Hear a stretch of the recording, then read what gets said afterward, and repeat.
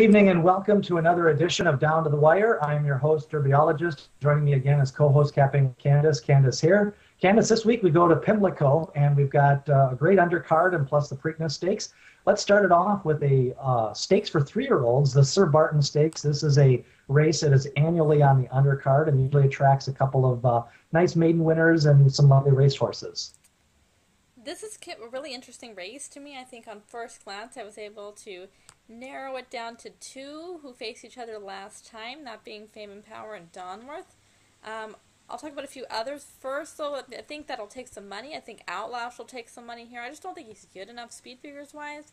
He's lightly raced enough that he could kind of take that jump. We kind of talked about that earlier in the year with a lot of these horses who kind of make that jump speed figures-wise in their third or fourth starts often. So there is the potential about that, but at a short price, I'm going to play him as just not quite being fast enough to hang with some of these yet. Another one who will probably take some money is Conquest Big Lucky. Of course, a syndicate horse from Conquest Stables. Another one who I just don't think is fast enough, but will probably take some money here. So, like I said, I'm leaning towards Donworth and Fame and Power. They both ran against each other last time out in the Lexington. Finished one nose apart with Donworth beating Fame and Power. They come back here. Fame and Power gets the rail and gets blinkers. I think both of those are going to be really key. Blinkers on is a big move for Bob Baffert. Has fired 3 bullets coming into this race, and I actually think we're going to get an okay price in here. With Outlash has always taken money, never gone off higher than 170. Donworth is in here, same, never gone off higher than 170. Conquest Big Lucky, the highest he's ever gone up is $2.30. So I think Fame and Power, we're going to get an okay price in here. He looks primed to me for this race. And like I said, drawing the rail, blinkers on, I think is really key for a horse like him who wants to be out in front on an uncontested lead early on. So I'm going number 1, Fame and Power. Yeah, I thought there was a little bit of speed in here. I thought Outlast could show some speed. Fame and Power has shown speed in some of his races.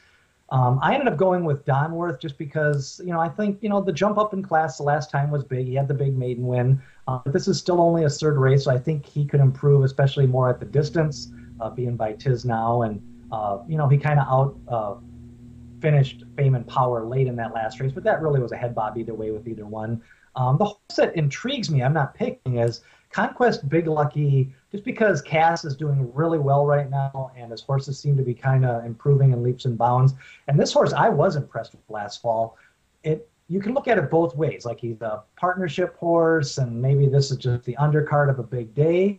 Or, I do notice, I've had him in my stable mail ever since last fall, and there was 2 times when he had a workout, and then he went back and missed some workouts. So this horse is very fragile, or all of a sudden he finally put it together. So even though I'm not picking Conquest Big Lucky, he could go either way. I agree with you, he's going to be a low price, but I do think he's got some talent. It's kind of a weird spot for him to resurface. So that's part of the handicapping puzzle with him. Yeah, I agree with you. I did like him last year. I especially liked his allowance win. Thought it was very impressive going as wide as he did. How do you feel about him stretching out here? Are you worried about that at all, or no? Not usually. I mean, usually Cass does well with his 2-year-olds doing that. Now as a 3-year-old, and he had a couple of races last year. It seemed like, Danzig Moon came off the bench and fired, and a couple of his other, he had a couple of nice winners at Keeneland, either off small layoffs. Now this is a pretty big layoff, and so that's asking a lot. One, he's asking to face winners at a longer distance. And, normally your layoff is March, April, and now we're into mid-May. So that's why it's just kind of a weird spot. Like, everything handicapping-wise says no, but there's a few angles that I kind of like on him, but the prices end up being the reason why I'm not picking him. I do think there's a lot of upside in Donworth and Fame and Power, and I think Donworth will probably just be favored because of the connections and the pedigree. So Fame and Power probably has just as much talent, and he'll be triple the price, to be honest with you. Veracco, I thought, had a bad trip the last race, and I could see him doing better. He's worked out a couple of times since that Illinois race. Yeah, he has. So I think I have a little bit of a tough time really taking a lot out of that race. I thought Conquest Colonial was fine in there, but pretty much that race, I don't know, I've had a tough time taking a lot of those horses were running in Oaklawn before that, and I just found that a lot of that to be bad form. Brock was fine before that, beat Cyrus Alexander in California. I do think if you're looking to play him, one thing is I do think this is a more suitable distance than last time out. So I think he'll appreciate a little bit of that cutback in distance here. Should be a solid Sir Barton, and I wouldn't imagine some of these horses we could see. If there's an impressive winner, maybe Jim Dandy or something like that this summer at Saratoga. Especially, the horses with some nice pedigrees, either the Juddmonte horse, Fame and Power, or Donworth. Now, the Dixie drew a full field, and as we're seeing in the turf division this year, it seems like we got a lot of 5, 6, and 7-year-olds, and those are guys that we're going to be, we've seen them before, we'll see them again, and they just seem to be holding their own. They are. I'm actually a little bit surprised we haven't seen more of the younger horses moving up, because I thought last year in particular that we had a pretty nice 3-year-old group of turf milers. I mean, this is a mile and the 16th, but we just haven't really seen a lot of them resurface. I mean, even a horse like Bobby's Kitten has been nowhere to be found, so I don't know what's going on with some of those guys, but I hope that we get to see them come back at some point this year, because I did think that group last year was pretty strong with him and Storming NT and Vine Oath and some of those horses. So it's a little bit surprising to me we've gotten this far in the year and haven't really seen a lot of them moving up. But as far as this race in particular goes, I think it's a pretty wide open race. And this is a race where, I'm going to try to single some horses around this race and really kind of spread here. I'll say the horses who I'm definitely going to be using, okay, I guess I'll talk about the race first. I think there's quite a bit of speed in here. I think Sky Ring is a horse who typically goes forward. He's really out of form. I couldn't have him here, but he'll be a pace presence, as will Beyond Smart. Another horse who typically likes to go forward. I think he's a little bit outclassed in this spot, though. So I think we're going to get a good tempo, nice pace. A horse I'm really intrigued with in here and will absolutely use is number 9, Legendary. He's a horse who, really, I think on his day, it seems like every race he runs, he kind of runs to that same mark. If you look at speed figures, you'll see his speed figures typically are right around the same number. He just runs his race every single time, but every now and then he can pop out a big one. I think this is a race that looks like it can really set up in his favor. Second time off the layoff. Also helps that last race I would toss. I don't think he handled that really soft ground in the Maker's Mile at all, and a mile is too short. So Legendary is one who I think could be a little bit overlooked here. But, this race is a suitable distance for him, and I trust horses like him, who just kind of run their race every time. Sometimes it's good enough, sometimes it's not, but you kind of know what you're going to get. Another horse who I'm going to use here for sure is Manchurian High. They like to stretch this guy out to far distances, but a mile and a 16th, which is how far we're going here, really seems to be his trip. The last 3 times he's ran it, he's finished first in the stakes. He's finished second by a head in an allowance race, and then won another stakes. So this mile and 16th trip seems to be really nice for him. I don't know why they stretch him out so much, but it's kind of nice. It offers up a little bit of not so straightforward a form, but he's a classy horse. He's run against good horses lately. So Manchurian High is another one who I would be looking to use. And the last one who I really would use if he draws in would be Chamois. He ran third in this race last year. Obviously has had some issues since that poor finish in the Manhattan. Came back first time off of a long layoff, finished second over a mile. So he's one who definitely fits. Again, another horse who this really is his trip and he likes it here. Pimlico kind of always runs his race every single time as well. So those are the 3 who I'm really looking at. One who I'll say I'm not using, who I think could be the favorite in here, is Long on Value. I really, really, really liked him last year. And this year, I don't totally see it. I think people are going to overestimate his run last time out when he finished third to Jack Milton after being on the lead. I just don't love the form from that race, to be honest. So he's one who I'd be passing here, especially in a race like this that has a little bit of speed. They've seemed to really want to send him forward these days, and I'm not sure that's going to work out in this kind of a spot. The other one who I'm not using, these might end up being the first 2 favorites, Long on Value, and then the other one's War Correspondent, who I've pretty much thought is overrated since day one, since he's been here in America. I think he's caught some really soft fields. The one time that I think he was really tested was against Mushawish in Gulfstream, and he clearly lost there. But I think this Clement, sibling declaration of war has kind of gotten people up in a tizzy, and I just think he's a little bit overrated, tends to go off very short every time. So not going to use both of those, who will probably be short prices, but Manchurian High, Chamois, and Legendary are kind of the three I'm really looking to use. If I had to pick one on top, it'd probably be Legendary. I think he'll be a nice price, but on my tickets, I'll use those three. Yeah, with the full field, and then it looks like now the rain may not be as much as they were initially calling for. I do think we'll get a few scratches. Usually, what happens in a race like this is everybody enters, and all of a sudden they look at the entries, and then you get a couple of scratches. So I'm not sure who's going to scratch. I just have a feeling we'll get one or two of them because they'll just say, let's wait for an easier race with less horses. So you kind of handicap that in. But I do think the board could kind of get a bunch of middling shots, and Legendary would probably get overlooked if the field stays intact.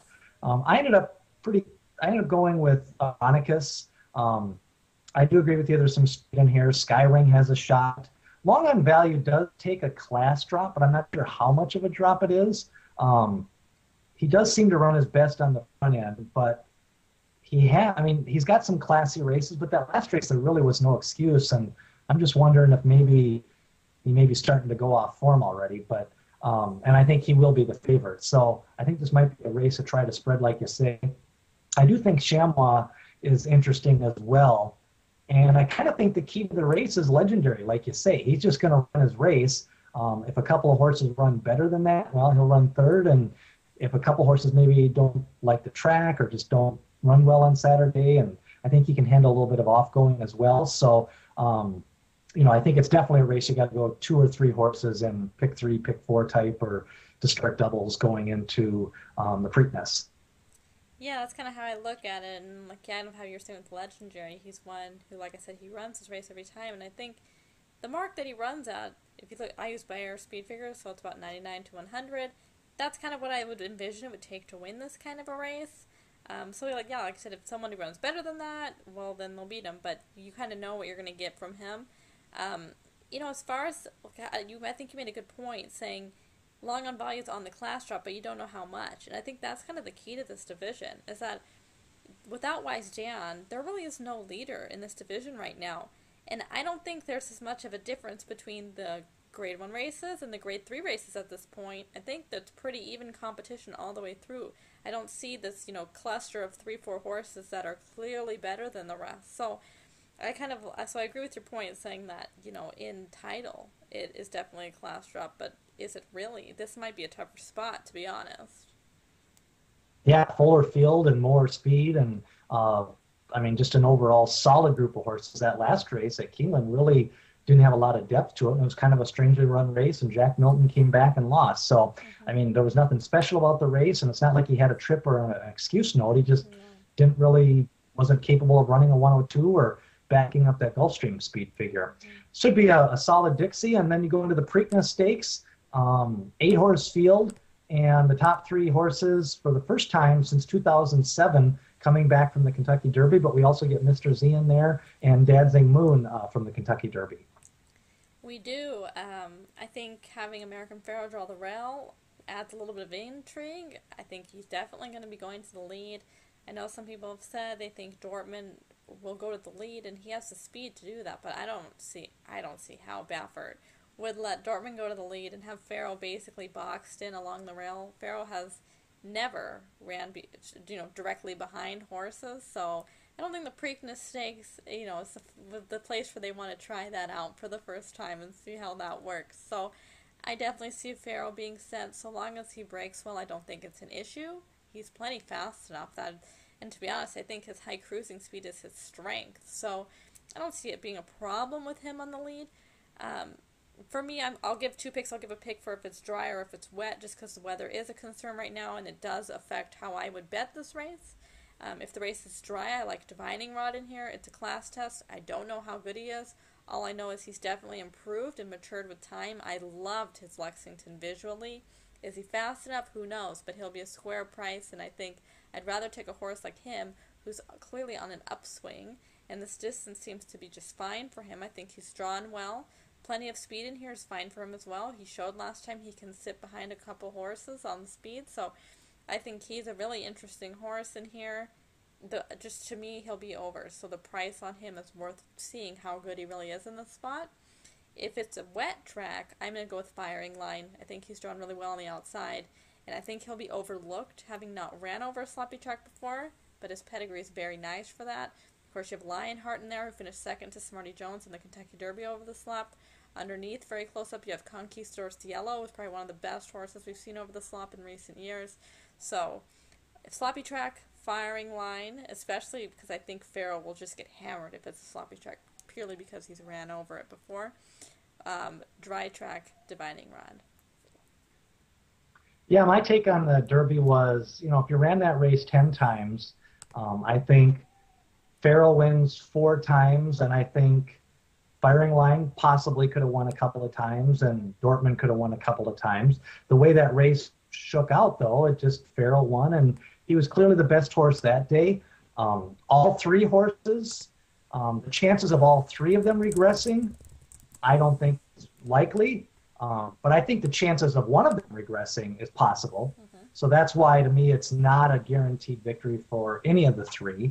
I still stand by my long-term, I think the best horse, the most accomplished horse, the horse with still the most upside is Dortmund. Mm-hmm. In this race, I'm going Firing Line. I just think it's going to be a jockey's race. Part of me is still the Dortmund thing they've turned, I don't know a couple times he just outclassed the field, so he had to go to the lead.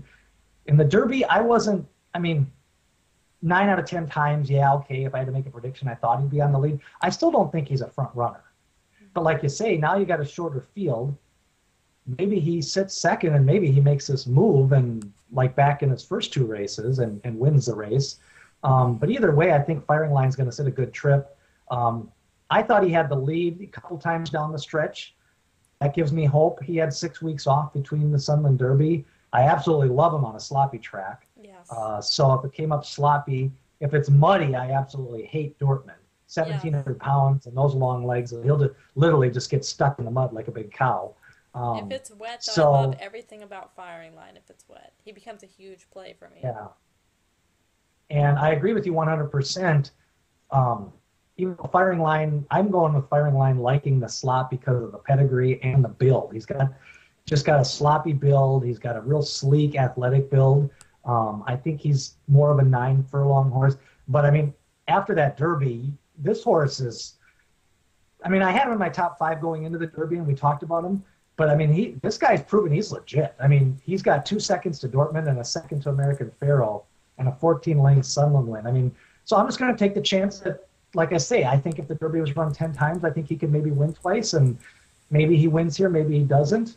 Pharoah's a good horse, but, I thought he had a good trip in the Derby. I thought he was the best horse, but he could be the ones that regresses. Being hit both those times, and he had the wide trip, and not that the wide trip hurt him fundamentally from a pace standpoint. He did have to cover more ground, and he did have to run a fast final furlong. So I'm just saying it's a toss-up, and I'm going with Firing Line, especially if it's sloppy, but even on a dry track. Yeah, and I think that's fair. I think even just price-wise, if you're looking to play one of the 3, I think he's going to be the best price of the 3 of them. So, especially with sloppy, he becomes a big, big play for me, like I said, because I think Pharoah gets absolutely hammered on a sloppy track because he's ran over it, and Firing Line hasn't before. So I'm with you on him for wet track. I'll go Divining Rod dry track just because I think he's an improving type, and I'm willing to see how good he is here. Should be an exciting Preakness, and again, it doesn't happen too often. We have all the Derby horses wheeling back, so I'll take the shorter field with the quality, and then we'll see what happens at Belmont. But that's going to do it for another edition of Down to the Wire.